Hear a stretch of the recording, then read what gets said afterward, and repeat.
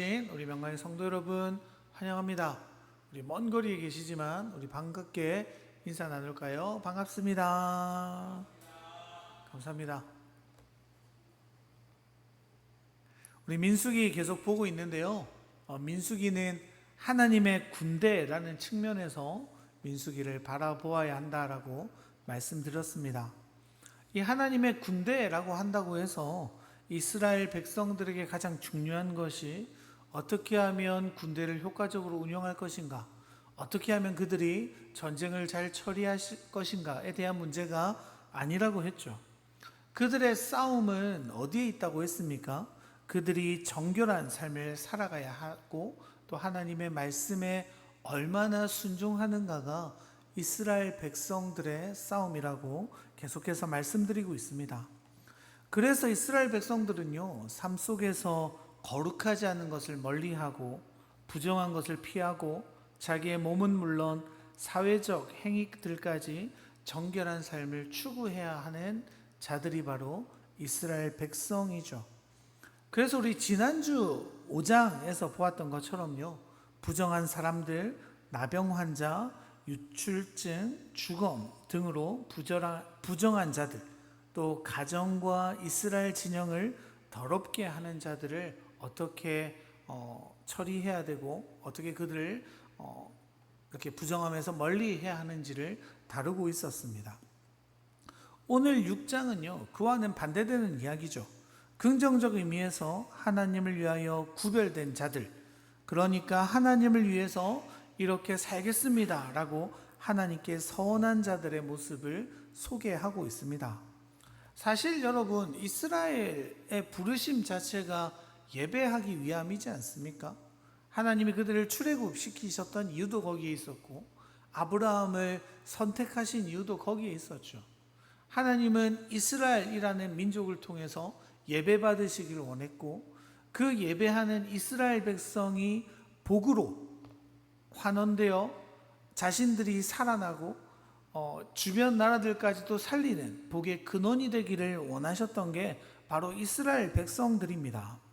그런데요, 그보다 더 특별하고 엄격한 기준과 또 다짐을 통해서 더욱더 철저한 삶을 살기로 하나님 앞에 서원한 자들이 오늘 본문에 나타나는 거죠. 우리 오늘의 본문 1절, 2절 같이 한번 읽어볼까요? 여호와께서 모세에게 말씀하여 이르시되 이스라엘 자손에게 전하여 그들에게 이르라. 남자나 여자가 특별한 서원 곧 나실인의 서원을 하고 자기 몸을 구별하여 여호와께 드리려고 하면. 그러니까 여러분, 나실인의 서원을 통해서요, 그 서원을 드린 자들은 더욱 구별되어 자신을 하나님께 드리는 자로 살아가게 되어지는 겁니다. 나실이라는 뜻은요, 히브리어 나자르라고 하는데요, 성별된, 구별된 이란 뜻입니다. 그런데 나실인이 되는 것은요, 특별한 혈통이나 지파, 성별에 구애받지 않습니다. 다르게 말하면 뭐예요? 누구나 나실인이 될 수 있다는 거죠.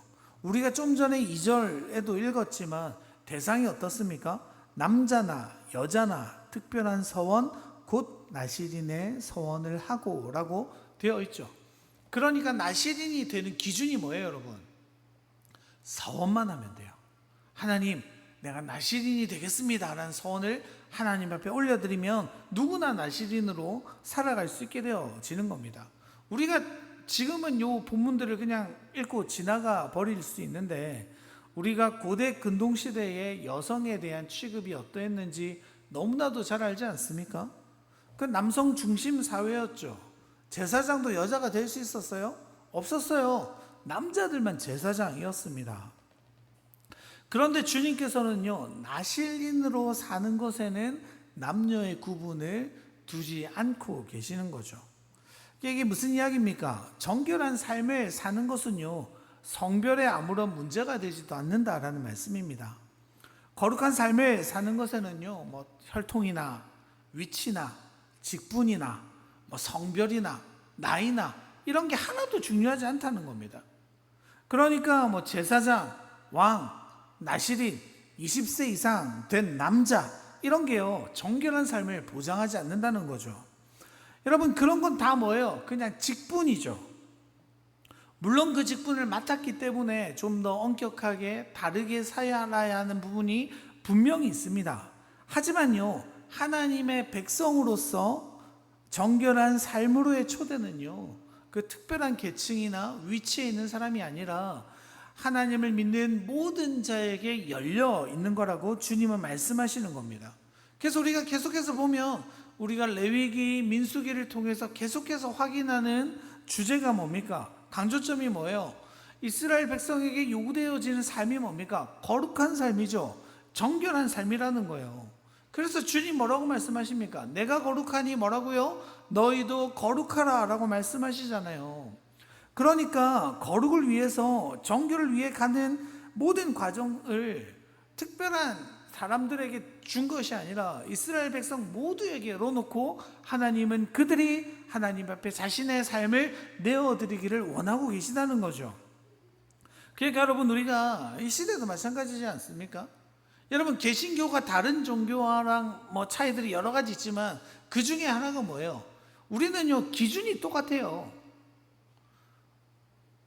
천주교 가면 잘 아시겠지만 수도사와 신부와 평신도에 대한 기준이 다르죠.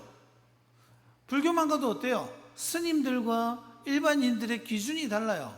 근데 우리 개신교는 어때요? 똑같아요. 저와 여러분들에게 주어지는 하나님의 말씀이 같을까요? 다를까요? 같아요. 기준이 같아요? 달라요? 같아요. 우리는요, 하나님 앞에 동일한 부르심으로 자신에게 주신 직분 가운데 살아가는 거예요. 직분은요, 거룩한 삶이랑 다른 문제입니다. 하나님, 우리가 무엇을 하든 어디에 있든 내가 어떤 사람이든 우리에게 무엇을 요구하시는 거예요? 정결한 삶을 요구하시는 거죠. 여러분, 그래가지고요, 막 그런 말 하시잖아요. 막 이렇게 설교하고 말씀하고 이렇게 성경에 대한 삶을 막 이야기하면, 아이고, 그건 목사님이 하시는 말씀이고, 막 이런 말 가끔 하시는 분들 계시지 않습니까? 그런 거 아니라는 겁니다. 누구나 정결한 삶을 살아갈 길을 하나님은 열어두셨고 초대하셨고 누구나 들어갈 수 있다는 거죠. 그게 뭐라고요? 나실린이라는 겁니다. 그러면 여러분, 나실린은 어떻게 살아갑니까? 우리 하나씩 살펴보려고 하는데요, 먼저 3절 같이 한번 읽어볼까요? 오늘의 본문 3절입니다. 포도주와 독주를 멀리하며 포도주로 된 초나 독주로 된 초를 마시지 말고 포도즙도 마시지 말며 생포도나 건포도도 먹지 말지니. 여러분, 여기 보면 뭐라고 합니까? 포도주도 먹으면 안 돼요. 독주도 먹으면 안 돼요. 그런데 그것보다 더 큰 기준이 들어가죠. 뭡니까? 포도로 만든 식초도 먹으면 안 돼요. 포도즙도 먹으면 안 돼요. 생포도도 건포도도 먹으면 안 되고요. 씨나 껍질도 먹으면 안 된다고 말하는 겁니다. 여러분, 왜 주님은 이렇게 말씀하시는 겁니까? 대단한 건 아닌데 인간의 약함을 아시기 때문이죠. 혹여나 그 식초를 먹었을 때, 그 즙을 마셨을 때 뭐가 생각나겠어요, 여러분? 포도주가 이전에 일상적으로 먹던 거잖아요. 아는 맛이 더 무섭다, 이런 거 아시잖아요, 여러분. 그가 서운한 기간 동안 그의 믿음이 흔들릴 일들을 마련해 놓지 않기 위함입니다. 제가 이전에 이렇게 교제하던 한 청년들이 있었는데요, 그 청년들이 저한테 그런 거예요. 목사님, 저희 커플이 결혼 안 했는데 여행을 며칠 가려고 하는데요, 이렇게 방을 하나만 잡았어요. 저희가 시험에 들지 않게 기도해 주세요. 이런 얘기 하는 겁니다, 여러분. 여러분, 이해가 되세요, 여러분? 왜 굳이 며칠간 한 방에서 둘이 보내면서 그런 기도를 하고 있냐고요. 각 방을 쓰면 되고 여행을 안 가거나 당일치기로 가면 되는데. 여러분, 이게 무슨 이야기예요? 자기가 그 유혹의 길을 열어놓고 어떻게든 싸워보려고 하는데, 여러분, 우리는요, 유혹에 무조건 넘어지는 존재들이에요. 유혹이 있고 시험이 있으면 어떻게 해야 될까요? 피해야 돼요. 피해야 돼요. 우리를 도사리고 있는 사탄은 언제나 교묘하게 우리를 넘어뜨리기 때문에 싸워서 이기려고 하지 마세요. 우리는 무조건 져요. 그래서 우리는 피해가는 게 맞는 거죠. 주님이 그런 거리들을 만들지 않게 하기 위해 그렇게 마련하시는 겁니다. 여러분, 요한일서 2장 16절에 보면 뭐라고 말씀하세요? 이는 세상에 있는 모든 것이 육신의 정욕과 안목의 정욕과 이생의 자랑이니 다 아버지께로부터 온 것이 아니요 세상으로부터 온 것이라. 여러분, 이게 무슨 말입니까? 우리에게 보이는 게 다 눈에 보이는 것들이라는 거예요. 우리 눈앞에 펼쳐진 것들이라는 겁니다. 나의 자랑거리들이 우리를 시험에 넘어뜨리는 많은 도구로 쓰여진다는 거죠. 지금 하나님 앞에 거룩하게 나를 내어놓았던 이 사람에게 있어서, 하나님이 엄격하게 금했던 그 포도주와 독주를 먹는 일에 있어서 혹여나 그에게 다른 시험거리가 올까봐 하나님은 그 거리조차 마련해 놓지 않겠다라고 선언하시는 거죠. 기준을 아예 높이셔서 어떻게 하는 거예요? 그가 시험에 들지 않도록 보호해 주시는 하나님의 보호 장치십니다. 여러분, 그래서요, 우리가 신앙생활을 하다 보면요, 이렇게 신앙이 점점 자랄 때마다 어때요, 여러분? 신앙의 요청들이 더 많아지잖아요. 교회 봉사의 거리들이 더 많아지잖아요. 이게 막 교회 오래 다녔다고, 신앙이 좋아졌다고 이것저것 시키는 거 아니야, 이렇게 생각하실 수도 있지만, 다르게 말하면 어떤 의미예요? 그가 그 삶을 살아감으로 하나님 앞에 더욱 정결한 삶으로, 시험에 들지 않는 삶으로, 하나님 앞에 매달리는 삶으로 살아갈 수 있도록 던지시는 권면으로도 볼 수 있다는 겁니다.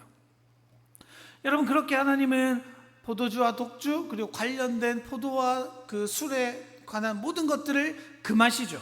그리고 5절입니다. 5절 같이 한번 읽어볼까요? 그 서원을 하고 구별하는 모든 날 동안은 삭도를 절대로 그의 머리에 대지 말 것이라. 자기 몸을 구별하여 여호와께 드리는 날이 차기까지 그는 거룩한즉 그의 머리털을 길게 자라게 할 것이며. 여러분, 그 당시에는요, 머리카락이 힘과 생명력을 상징했습니다. 그래서 우리가 보면 압살롬이 어떻게 됐다 그래요? 그의 머리를 1년마다 잘랐는데 무게를 막 재보고 이렇잖아요. 그러니까 그게 무거울수록 뭐라고 생각하는 거예요? 아, 그에게 힘과 생명력이 넘쳐라고 그들은 생각했다는 겁니다. 여러분, 그래서 이 힘과 생명력이 하나님으로부터 나오기 때문에 머리를 자르지 않는 것을 통해서 나를 주장하는 분, 나의 힘과 나의 생명은 온전히 하나님께 있습니다 라는 고백으로 머리를 자르지 않도록 했다는 겁니다. 그리고 또 하나 있는데요, 그 당시에는 머리 모양, 그러니까 헤어스타일을 통해서 우상을 숭배하는 것들을 드러내는 경우들이 많았다고 해요.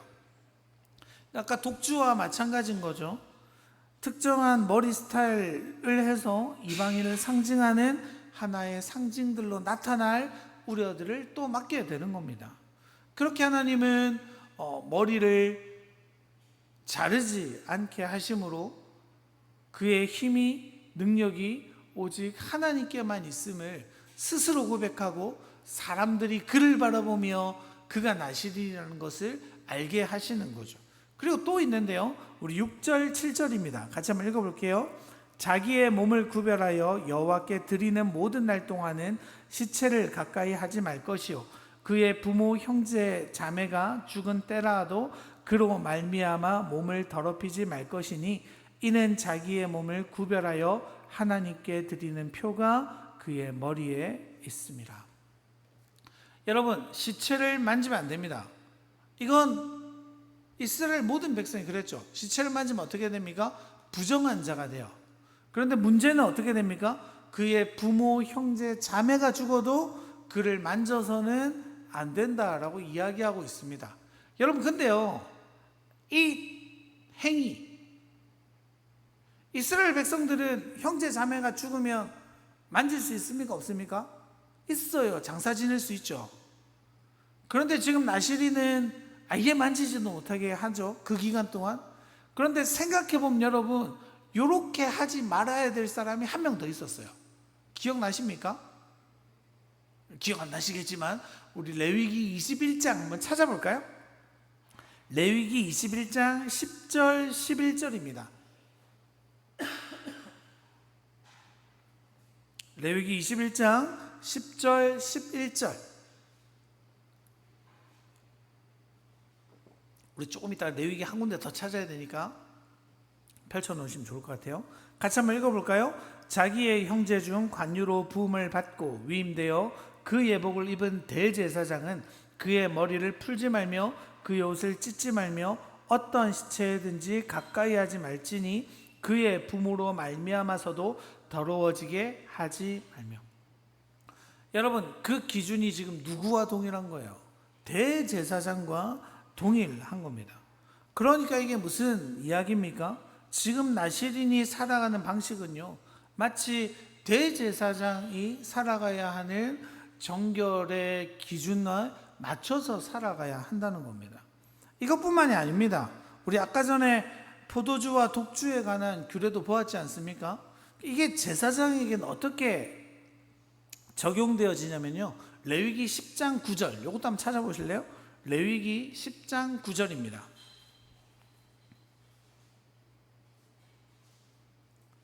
같이 한번 읽어볼게요. 너와 내 자손들이 회막에 들어갈 때에는 포도주나 독주를 마시지 말라. 그리하여 너희 죽음을 면하라. 이는 너희 대대로 지킬 영원한 규례라.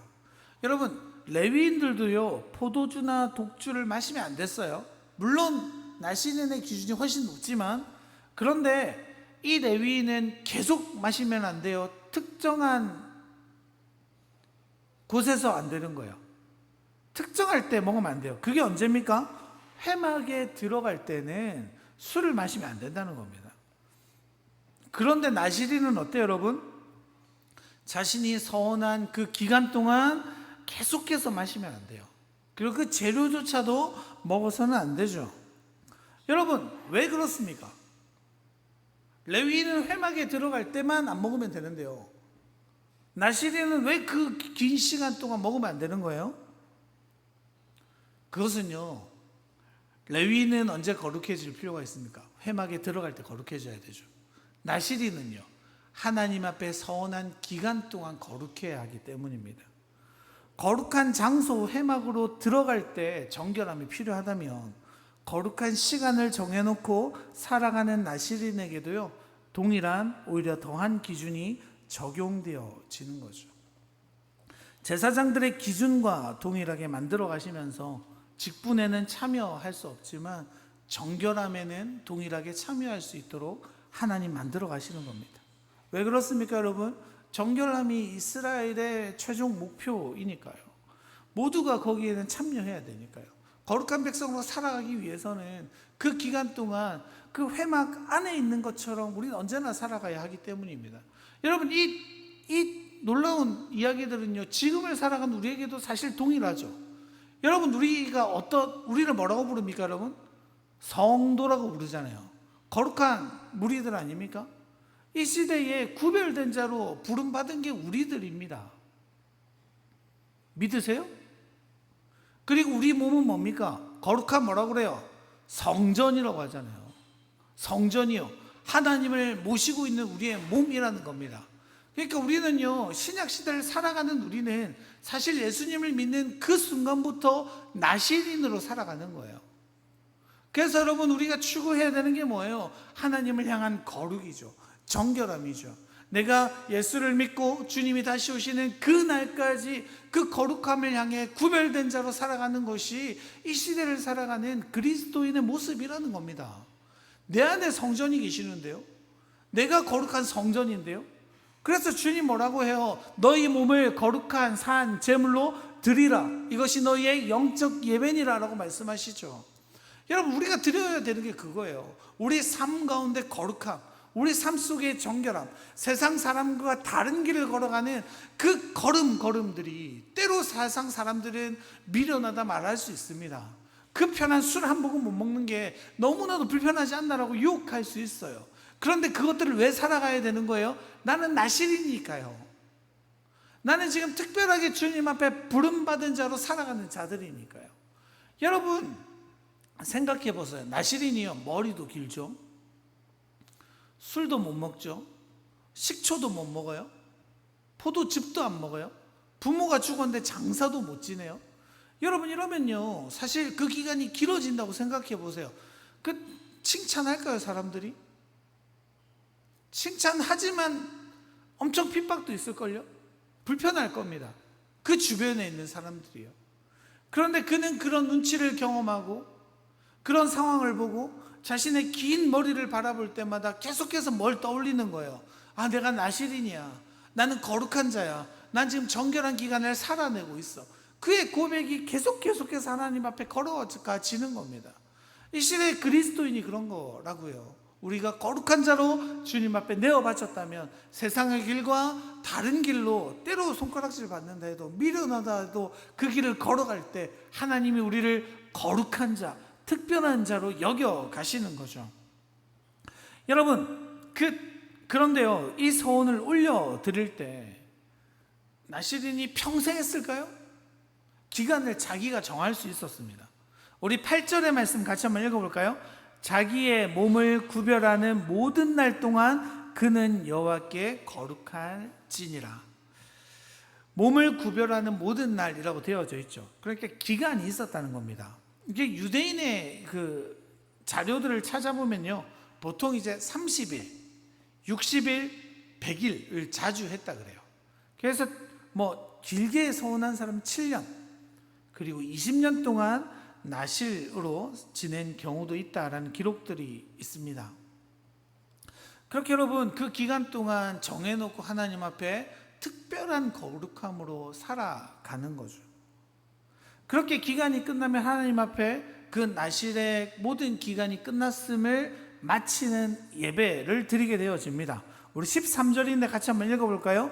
나실인의 법은 이러하니라. 자기의 몸을 구별한 날이 차면 그 사람을 회방문으로 데려갈 것이요. 자기의 몸을 구별한 날이 찼다, 끝났을 때요, 30일이면 30일, 60일이면 60일, 뭐 7년이면 7년, 기간이 끝나면 뭘 합니까? 여러 제물을 가지고 와서요, 속죄제, 번제, 화목제를 드립니다.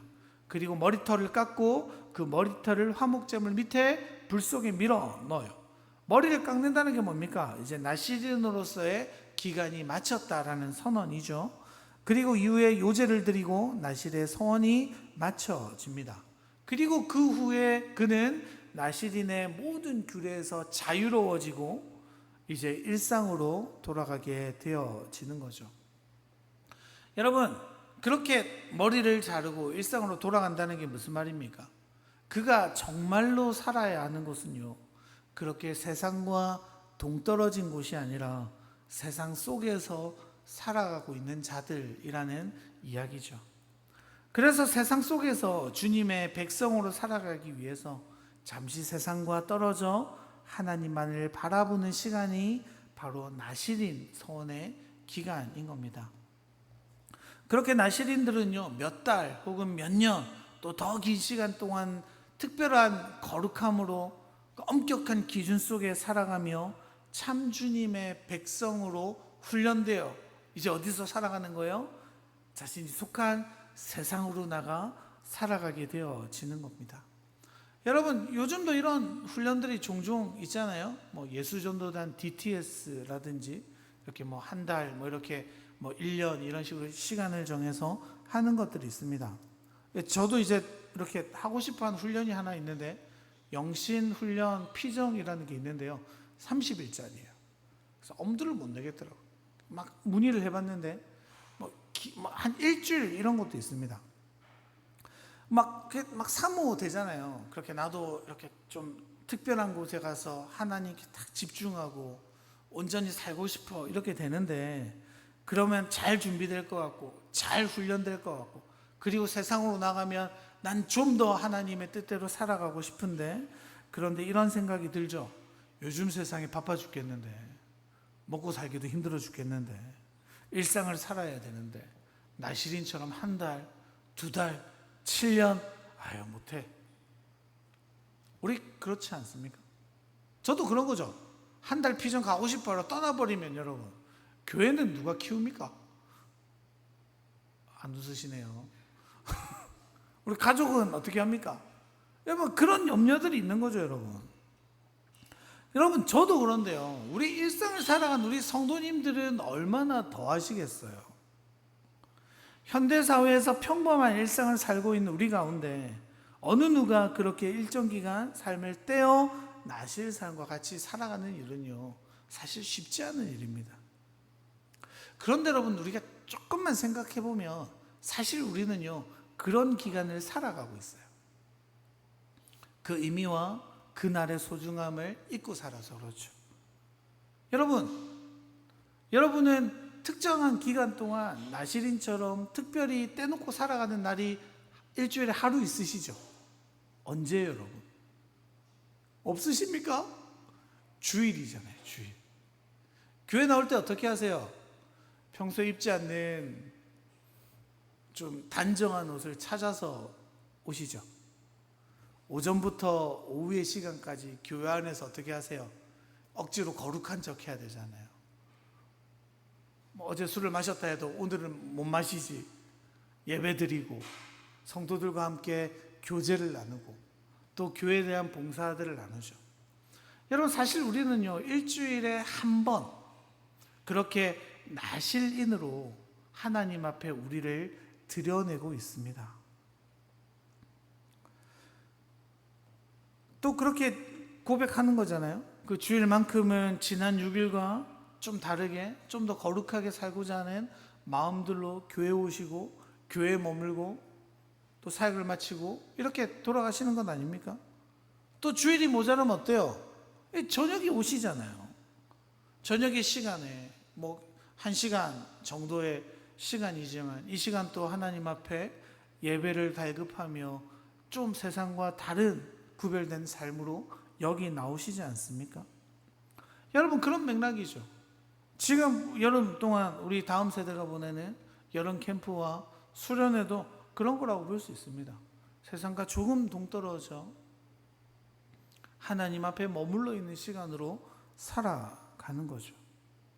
여러분, 이게요, 우리가 막 이렇게 너무 길게 생각하시는데 매일매일도 그렇게 살 수 있죠.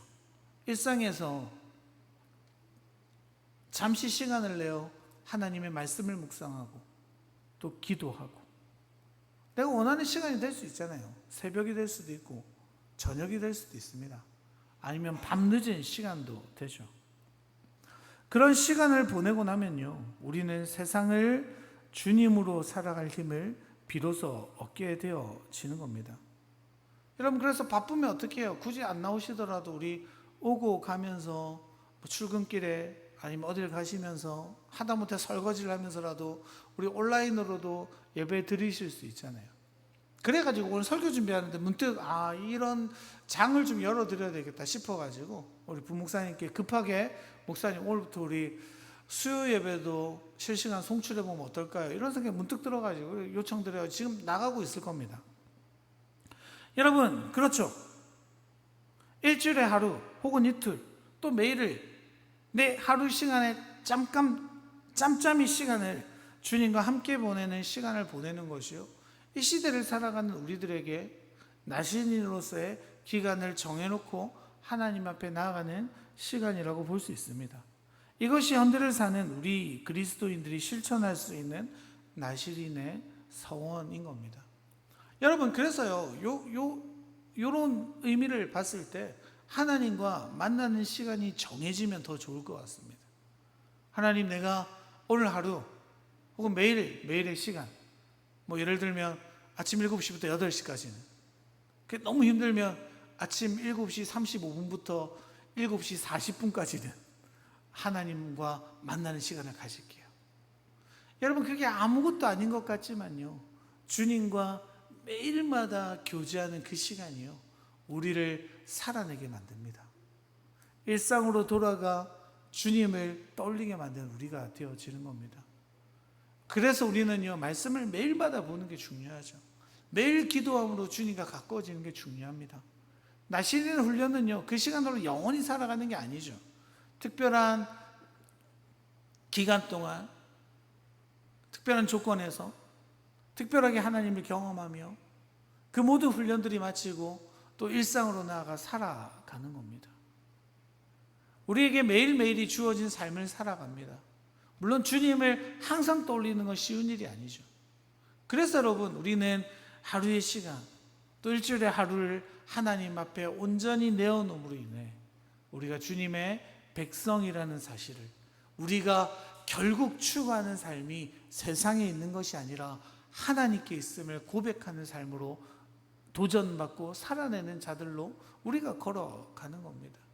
오늘 이 저녁에 이 자리에 또 지금 혹여나 뭐 접속자가 몇 명인지는 알 수 없지만 뭐 이렇게 보고 계신 여러분들이 그러한 시간을 보내고 계시다고 믿습니다. 이 시간 가운데 하나님의 은혜와 하나님의 힘이, 하나님의 생명력이 우리 가운데 임하길 원합니다. 이 시간을 드리는 것조차 뭐예요? 세상과 구별됨을 우리는 고백하는 거죠. 이 시간이면 어때요? 드라마 한 편 볼 수 있잖아요. 내가 원하는 더 좋은 놀이들 할 수 있잖아요. 좀 더 생산적이라고 여긴 일을 할 수 있습니다. 그런데 우리는 이 시간을 내어 하나님께 집중하는 겁니다. 이게 우리의 싸움이죠. 이게 우리가 걸어가는 길인 겁니다. 이것을 통해 하나님은 우리의 시간과 우리의 마음을 받으시고 우리에게 하나님의 힘과 생명력으로 우리가 세상 가운데 살아갈 힘들을 더해 주시리라 믿습니다. 오늘도 그 주님이 붙들어 주신 힘으로 세상을 살아내는, 그리고 하나님이 참으로 원하셨던 거룩한 백성으로 살아가는, 또 거룩한 백성을 이루어내는 우리 명화의 성도님들 되시기를 간절히 바랍니다.